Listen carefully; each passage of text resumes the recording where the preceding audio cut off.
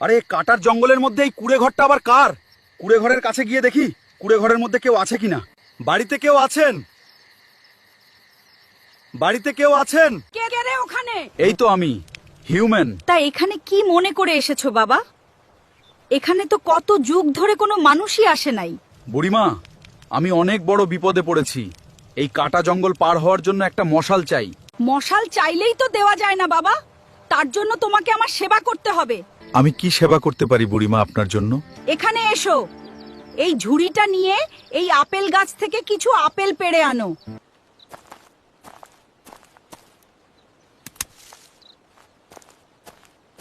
এবার একটা ফল কাটো আর আমাকে খেতে দাও। এ কি?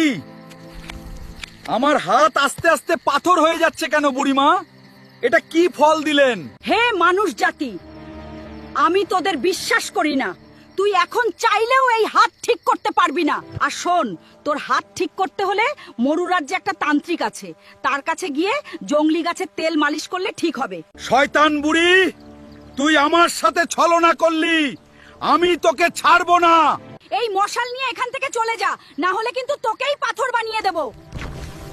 হে বালক, ওখানে দাঁড়াও। কে বলছেন? সাহস থাকলে সামনে এসে কথা বলুন। আমি এই কাটা জঙ্গলের সেবক। এই জঙ্গলে এমনি এমনি কেউ যেতে পারে না, যেতে হলে মালিকের অনুমতি লাগে। চলো আমার সাথে। জঙ্গলের মালিকের জয় হোক। এই মানুষ জঙ্গলের ভিতর দিয়ে যাচ্ছিল, তাই ধরে নিয়ে এসেছি। আমি সব জানি। তোমার নাম হিউম্যান। তোমার মাকে সাপ পরিপাথর করে দিয়েছে। তুমি একজন সৎ মানুষ। আমি খারাপ মানুষদের ধ্বংস করি। তোমার গন্তব্যে যেতে হলে ভয়ঙ্কর বিপদের সম্মুখীন হতে হবে। তাহলে আমাকে যাওয়ার অনুমতি দিন। দাঁড়াও হিউম্যান, তোমার মতো সৎ মানুষের জন্য কিছু করতে চাই। এই জাদুর নীল পাথরটি নাও, এটি তোমার কাজে লাগবে। এই কাটার জঙ্গল তো শেষই হচ্ছে না। আর কত দূর? ওহ, মনে হচ্ছে শেষ হয়েছে। আরে এটা আমি কোথায় চলে আসলাম? মনে হচ্ছে ফুলের জঙ্গলে চলে এসেছি। আমি এখন কোন দিকে যাব কিছুই তো বুঝতে পারছি না।